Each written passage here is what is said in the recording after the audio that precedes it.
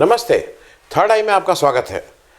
चुनाव का बिगुल बज चुका है और अब ज़्यादा दौड़ भाग हो रही है, किसको कहाँ से टिकट।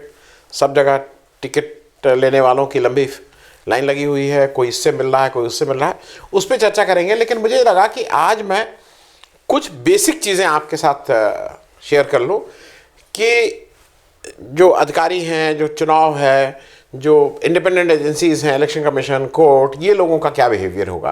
क्योंकि इस बार एक और नई एजेंसी का एक अहम रोल होगा, वो होगा मेडिकल वालों का। क्योंकि ओमिक्रॉन के साए में ये सब चुनाव हो रहा है। मैं आगे बढ़ूँ इससे पहले आपसे एक बार फिर आग्रह है कि इस चैनल को आप सब्सक्राइब करें और मेंबरशिप अगर ले लेंगे तो हमारे लिए थोड़ा चलाने में सहूलियत हो जाती है। मेंबरशिप का मतलब एक कमिटमेंट, हर महीने का अर्थ कि कुछ पैसा आप दे देंगे। और अगर आप हर महीने का कमिटमेंट नहीं करना चाहते हैं तो वन टाइम के भी ऑप्शंस हैं, वन टाइम मदद के, वो नीचे डिस्क्रिप्शन बॉक्स में है, एक बार में मदद कर दीजिए। तो सबसे पहले मैं बात शुरू कर रहा हूँ अधिकारियों से। और अधिकारियों में भी कुछ आपको याद दिलाऊं कि दो अधिकारी, और वो दोनों आईपीएस अधिकारी हैं। किसी भी जगह पे जो नेतागिरी होती है वो अगर आप देखिए, और अगर आपको इसका थोड़ा ज्ञान रहा हो, तो थाना इम्पॉर्टेंट है। किसी भी की भी नेतागिरी के लिए थाना बहुत इम्पॉर्टेंट होता है और वो एक कहीं ना कहीं किसी भी नेता को प्रभावित करता है। उत्तर प्रदेश के दो आला अफसर, एक असीम अरुण साहब पुलिस कमिश्नर कानपुर, और एक राजेश्वर सिंह साहब ईडी में थे, बहुत तेज तर्रार माने जाते थे। ये दोनों लोगों ने चुनाव की घोषणा हुई, उसके 2-4 घंटे के अंदर इस्तीफा दिया। उसके एक ही दिन के अंदर इनका इस्तीफा मंजूर, वीआरएस इस्तीफा क्या दिया, वीआरएस दिया, वीआरएस मंजूर हो गई। और अब इन्होंने तुरंत ज्वाइन भी कर लिया। जो इस्तीफा दिया था, जो उसको ट्वीट किया था, उसमें कह दिया था मैंने वीआरएस कर लिया और मैं बीजेपी ज्वाइन कर रहा हूँ, और इत्यादि इत्यादि। असीम अरुण जी, श्री राम अरुण साहब एक प्रतिष्ठित आईपीएस अफसर रहे हैं उत्तर प्रदेश के, उनके लड़के हैं। उसके बाद उनकी सब आज फोटो आ रही है कि ब्रजलाल जी से मिले हैं तो स्वतंत्र देव सिंह के साथ जाके उन्होंने मत्था टेका है, इत्यादि इत्यादि। आपको क्या लगता है कि जो एक व्यक्ति, जो मान लीजिए दिन में 3:30 बजे ये प्रेस कॉन्फ्रेंस होती है, 3:30 बजे तक वो एक निष्पक्ष उत्तर प्रदेश सरकार के पुलिस कमिश्नर कानपुर थे, और 4:30 बजे तक वो एक बीजेपी के सिपाही हो गए। तो क्या ये स्विच है ऑन ऑफ बिजली का? और सिर्फ सिपाही नहीं हो गए, अब उनका आ गया है कि कहाँ से इलेक्शन लड़ेंगे, ये सब बातें आ रही हैं। टिकट के लिए मैं एक टर्म, लोगों की जनरेशन बीत जाती है, लोग 5-5, 10-10 साल इंतज़ार करते हैं, टिकट नहीं मिलता है। एक बड़े नेता हैं बीजेपी के, नाम नहीं लिया जाएगा, ओम प्रकाश राजभर जी से मिले हैं कल, उनका टिकट नहीं मिला था और उनकी पत्नी को टिकट मिल गया था, मंत्री हो गई थी। ये सब लोग टिकट के लिए परेशान हैं, और ये भी है कि टिकट कटेगा, ये होगा। और यहाँ पे ऐसी स्थिति में आप का टिकट पक्का हो गया है, आप तुरंत जाके मुख्यमंत्री से मिल रहे हैं, आप भाजपा अध्यक्ष से मिल रहे हैं, आप सारे शीर्ष उनसे मिल रहे हैं। आपने अपने सर्विस के आखिरी दिनों में आप निष्पक्ष रहे होंगे, क्योंकि इसका जवाब आपको नहीं देना है। इसका जवाब एक आम जनता को समझना है कि एक व्यक्ति जो इतना प्रभावित हो गया है किसी एक पार्टी विशेष से, किसी भी पार्टी से, मुझे लगता है कि हो सकता है कोई ये कहे कि नहीं फलाना जगह देखिए हुआ था। आजकल का सबसे अच्छा क्या है कि अगर आप किसी से पूछिए कि भाई तुम कुछ भी, आप ये कहिए कि आप ऐसा क्यों कर रहे हैं, नहीं उन्होंने ऐसा किया था, तो उन्होंने ऐसा किया था तो इसलिए मैं ये गलती कर रहा हूँ। मेरा कहना यह है कि ये एक अलग बात है। बिहार के डीजीपी आपको याद है, उन्होंने तो अपना वीडियो भी वायरल कर दिया था, क्या क्या वो करके, उनको टिकट नहीं मिला था, उनकी जगह वो इंस्पेक्टर साहब को टिकट मिल गया था। मेरे हिसाब से मैं बिल्कुल ठीक से इस बात का हूँ कि अगर कोई सर्विंग ऑफिसर नौकरी छोड़ के ज्वाइन करके इलेक्शन लड़ने की बात करता है तो इस पर बिल्कुल पाबंदी होनी चाहिए, उसकी निष्पक्षता के कारण। 2 साल, 3 साल, 5 साल का कुछ एक वेटिंग पीरियड होना चाहिए, नहीं तो ये तो बहुत आसान चीज़ है, गिव एंड टेक है। आप टिकट देने की स्थिति में हैं, आप मुझसे कुछ चाहते हैं, मैं अपनी आंख बंद कर लूँ तो मैं आंख बंद कर लूँगा, या मैं आंख ज़्यादा खोल लूँ तो मैं आंख ज़्यादा खोल लूँगा। तो मेरा ये है कि ये एक भारत के लोकतंत्र के लिए खराब परंपरा है। आज की तारीख में बीजेपी टिकट दे रही है, कल की तारीख में दूसरी पार्टी आएगी वो भी टिकट देंगे। और आज आप मतलब मैं इसलिए कह रहा हूं कि इसको रोकने की ज़रूरत है। देश में जो भी हो, ये चीज़ ठीक नहीं है, क्योंकि आप कल तक निष्पक्ष थे और एकदम से 1 घंटे के अंदर आप एक पार्टी विशेष के प्रचारक हो गए। ये एक खराब परंपरा है। अब दूसरी बात आती है कि अब इलेक्शन कमीशन ही उत्तर प्रदेश के जो प्रशासनिक जो भी निर्णय है वो बोलेगा। समाजवादी पार्टी जो इस समय अखिलेश यादव के नेतृत्व में विपक्ष की सबसे बड़ी पार्टी बन के उभर रही है, और ऐसा हो रहा है कि वो चैलेंज कर रही है भाजपा की सरकार की, इस समय की सरकार की को उसके द्वारा लिखित दिया गया है इलेक्शन कमीशन को 4 अधिकारियों को हटाने के लिए। उसमें एक अवनीश अवस्थी साहब हैं। अवनीश अवस्थी साहब के बारे में ये था कि वो चीफ सेक्रेटरी बनेंगे, चीफ सेक्रेटरी नहीं बनाए गए, लेकिन वो इस जो सरकार जा रही है उसके बहुत ही इम्पोर्टेंट अधिकारी थे और उनके पास बहुत कुछ उनको वो हैंडल करते थे। मैं जो सबसे एक सज्जन है उनका नाम मैं सबसे लास्ट में लूँगा।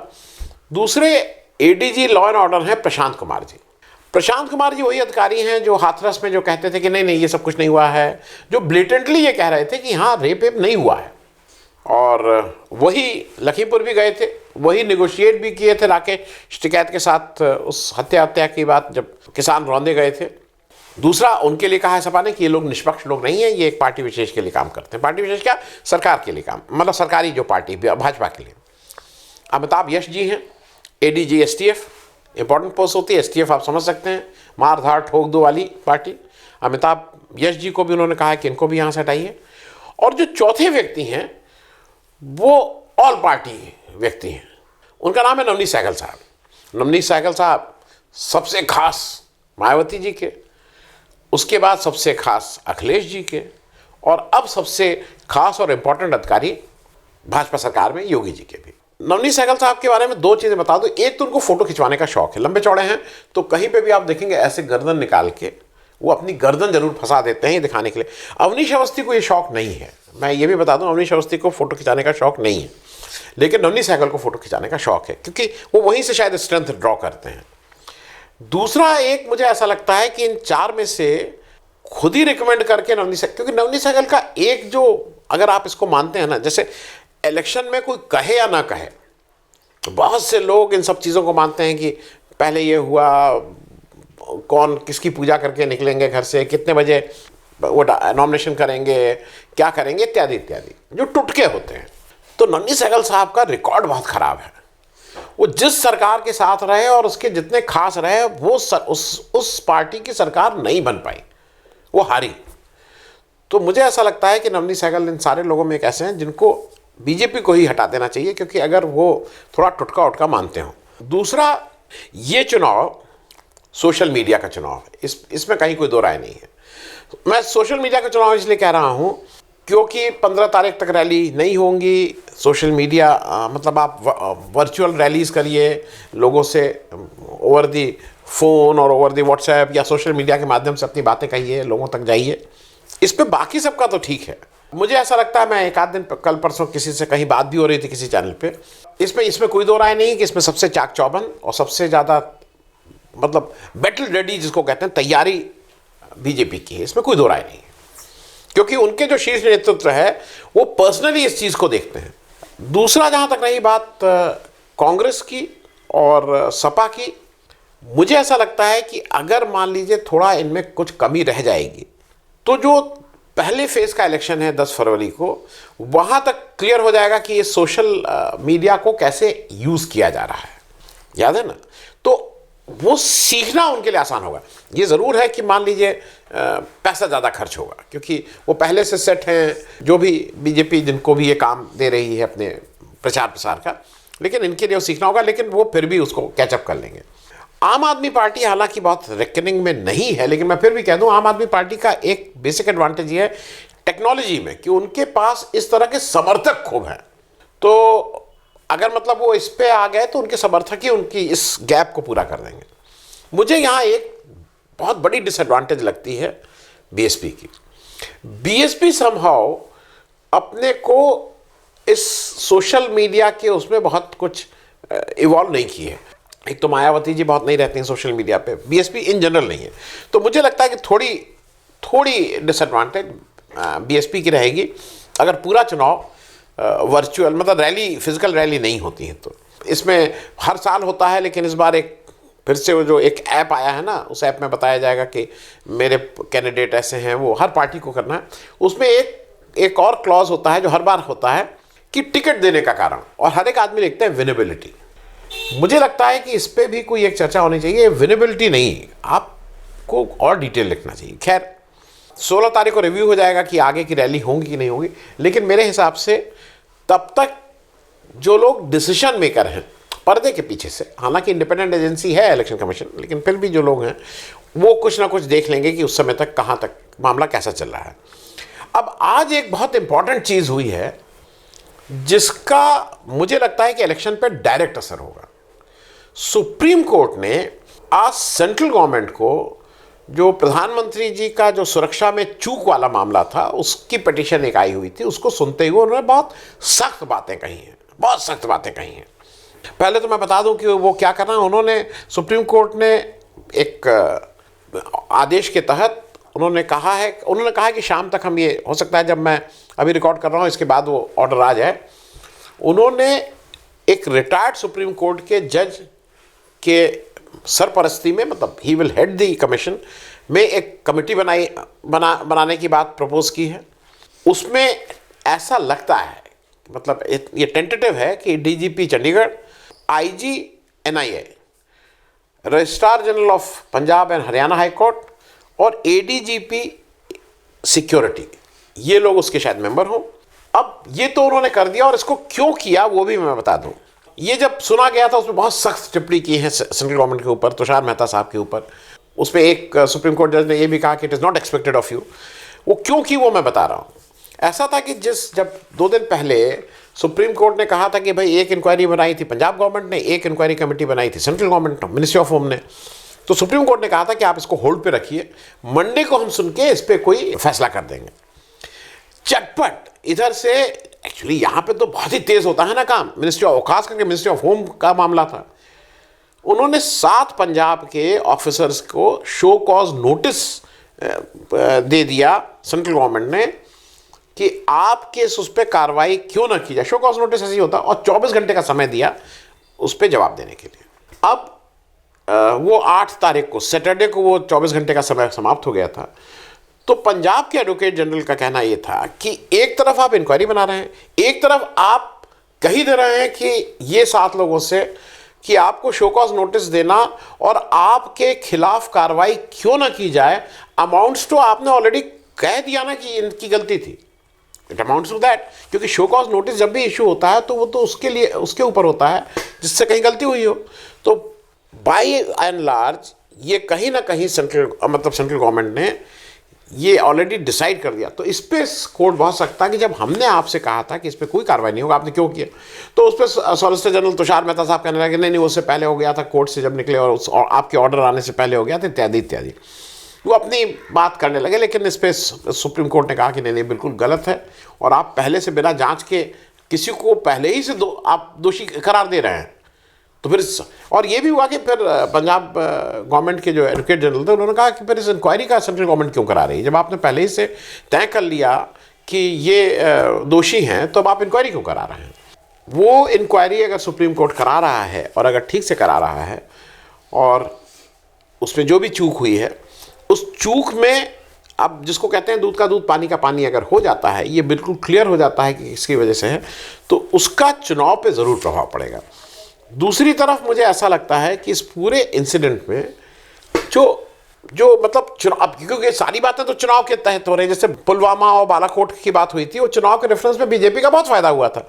उसी तरह से इस इंसिडेंट से मुझे ऐसा लगता है कि पंजाब में चन्नी जी का इन पर्टिकुलर और पंजाब कांग्रेस का फायदा ज़रूर हुआ है। क्योंकि अब एक चीज़ हर जगह निकल रही है, एक चीज़ बहुत कॉमन सोशल मीडिया पे आप भी देख रहे होंगे कि जब मोदी जी पहले आए तो पहले एक उनका वो था कि भाई देश खतरे में है, देश खतरे में है इसलिए मुझे वोट दीजिए। अब वो एक उन्होंने चेंज की वो लाइन, अब उन्होंने कहा कि मैं खतरे में हूँ इसलिए मुझे वोट दीजिए।